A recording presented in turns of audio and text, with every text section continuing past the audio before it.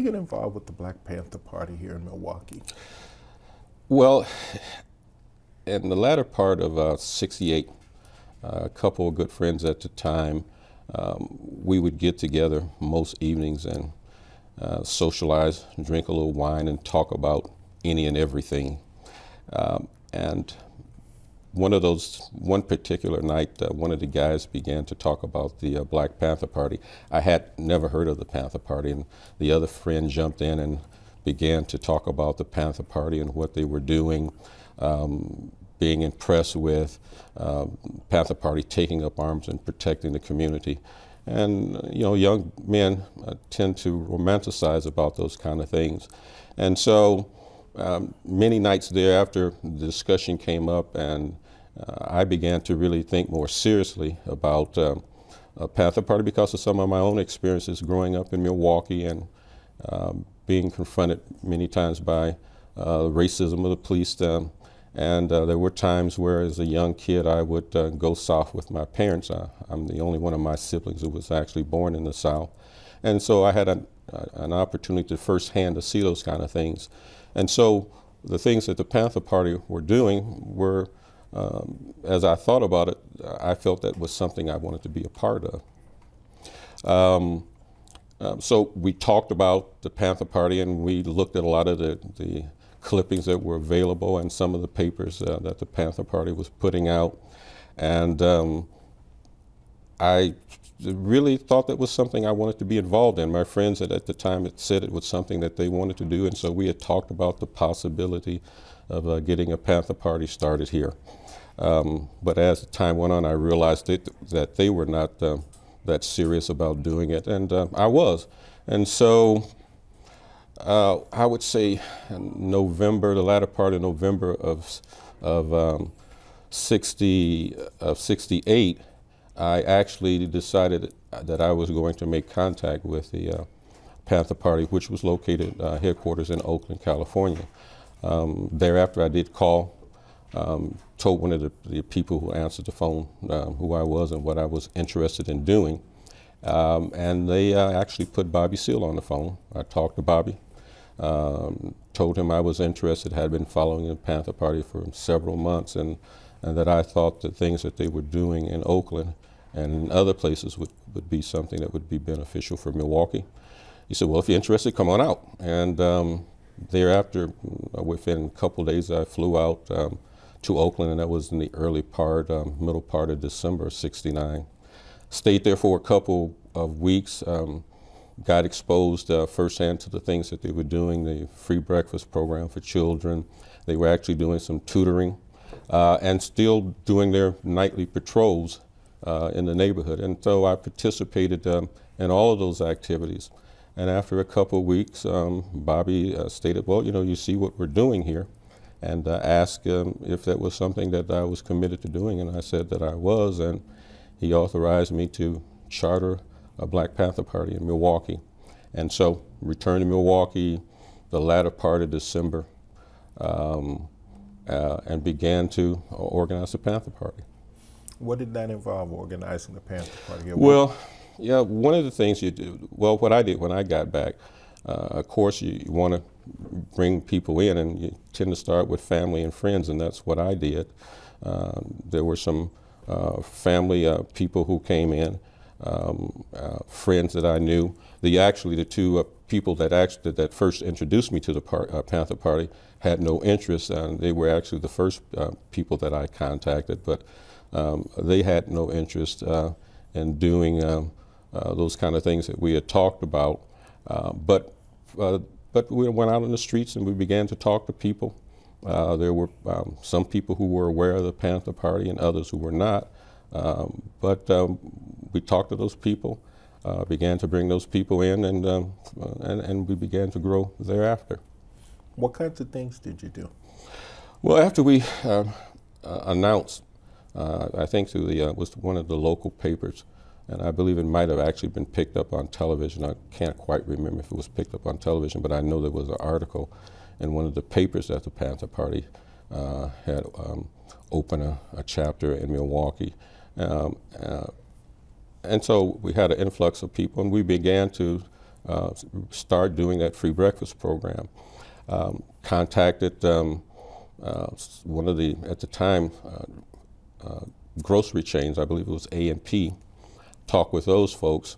And because of a lot of the social things that were going on at the time in the South, a lot of things with Martin Luther King and the other organizations, they felt an obligation to do something. And they, in fact, began to donate food for the free breakfast program. So we started the free breakfast program, and that was a big part of the initial activity because it was something concrete to do and to show people what we were doing. And so that was really the focus of the party for several months to get a successful free breakfast program for children. We started a study group.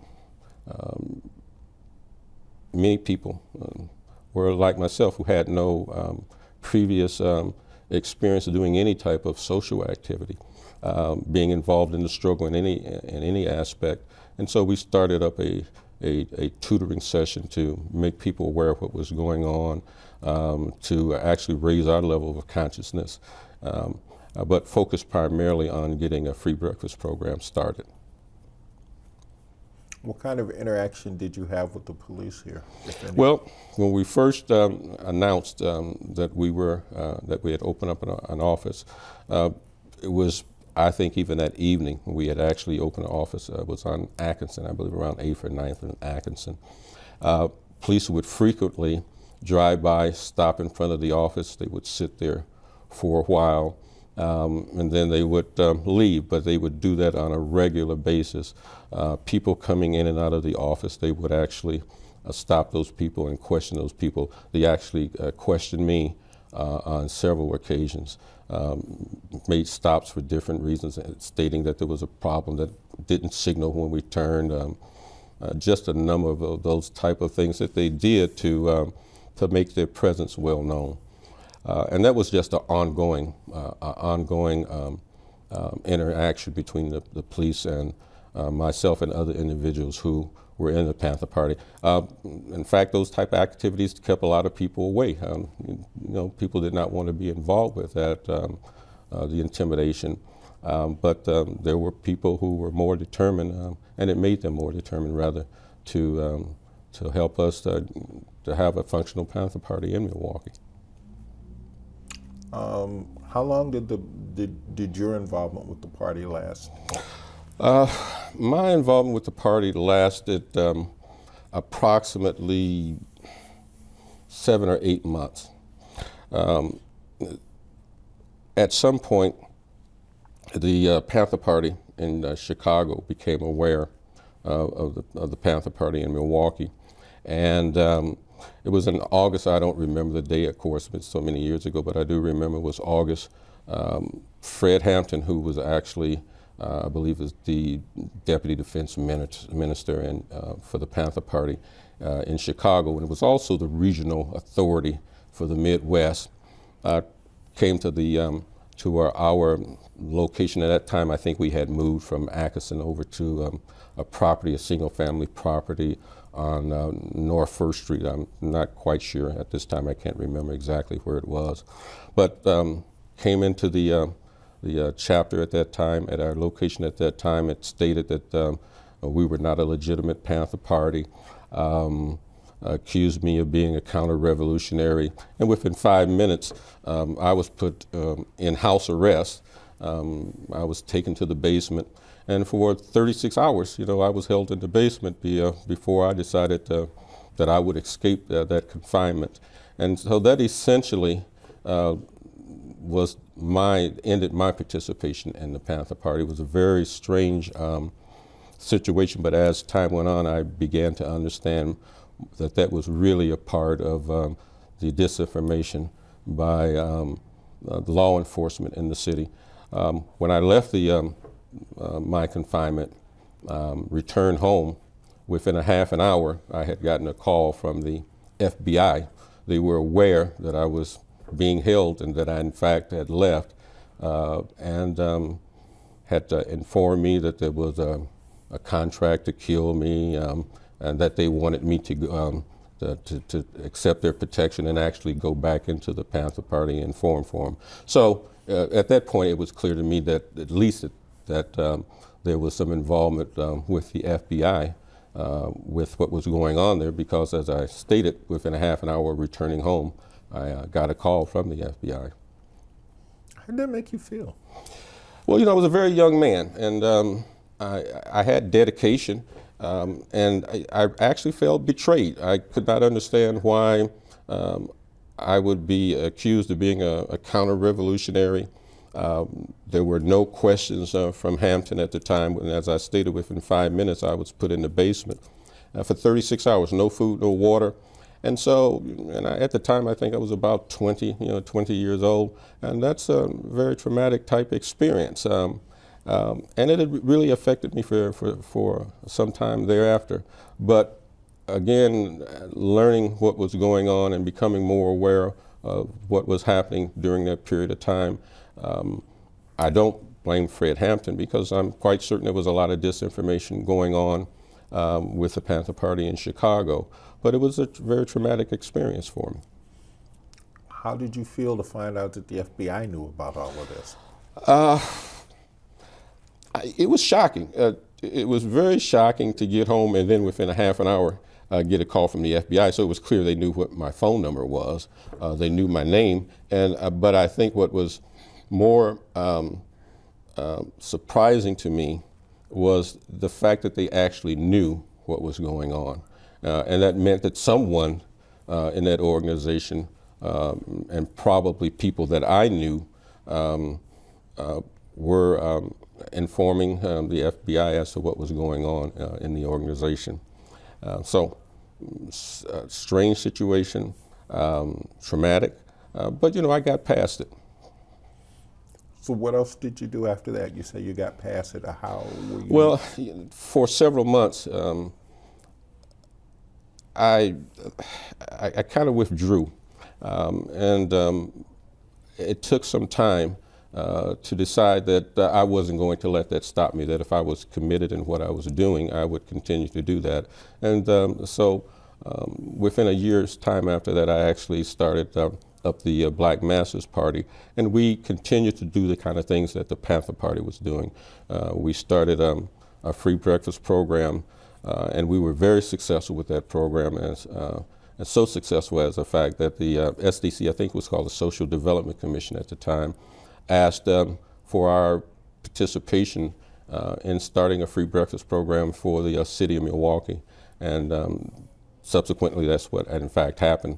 A broad city type sponsored program through partnership with SDC. We began to feed several thousand people, several thousand kids per day. That program expanded where we were actually making that program available to senior citizens. So the type of things that we were doing with the Panther Party, we continued to do those things for many years. What do you want the public today to know about the Black Panther Party, Milwaukee's Black Panther Party? That's a good question. Well, I think it's important that they know that we were here, and that we were here early on, and that we tried to do good things. The first stage of the Panther Party only lasted less than a year, but we did good things from there. I think it actually spawned activity from other people in the community to do other things, and I think that's important to know that that movement that was happening nationally was actually happening here in Milwaukee too. You talked earlier about knowing how the police responds. What was the police community like here? Well, at that time, the chief of police was Breyer, and Breyer never had a problem making it clear, at least to black folks here in the city, that we were second-class citizens as far as he was concerned. He often spoke of the good folks on the south side, and when he was asked, I can remember when he was asked specifically at one time, well, are there any good folks on the north side? And he would really, in speaking of the north side primarily, I think referring to the African American community, he would never affirm that there were good folks in the neighborhood. And I think that mentality that he had filtered down through the ranks. That racism that existed in the police department, I think, was fully tolerated. And it had, I think, a profound effect on at least on me. I never felt secure as a black man in Milwaukee as long as Chief Breyer was chief. And when he finally left the force, I actually felt at least a psychological burden being released, because I just never felt that he had any good intentions towards the African American community. Part of the 10 points in the Black Panther Party's program is definitely defending our own community. But you were about so much more than that. Do you think that overshadowed those other things, the negative response to it, especially by the police? Yeah, I think so. Of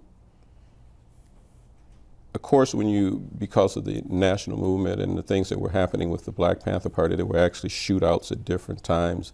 And even the media at the time had a negative perspective in regards to the Panther Party. And so when you're in that type of environment, you don't get credit for the good things that you do. There's an image that people have in their minds, and they tend to maintain that in those images and those that perspective that they have, and so the good things that you do aren't talked about, because the free breakfast program that we did, and it was a very successful program, I never saw any positive write-ups in regards to that. Only the type of things that they were interested in presenting to the public were presented. As a matter of fact, I recall it wasn't maybe 2 or 3 weeks after we had opened our office on Atkinson, one of the guys in there, when I was not on site, was playing with one of the guns and actually shot himself. And of course, that information was on TV as well as in the paper.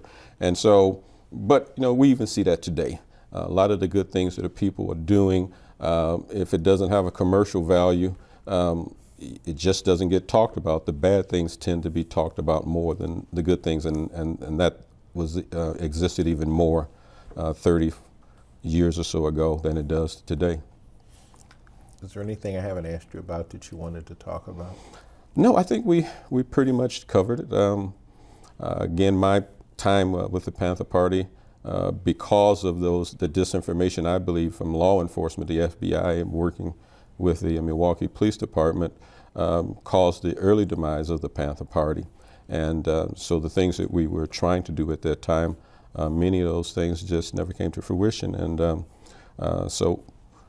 no, I think I've answered that you asked me all the questions, and I've given the information that I best could in regards to what the Panther Party did here in Milwaukee.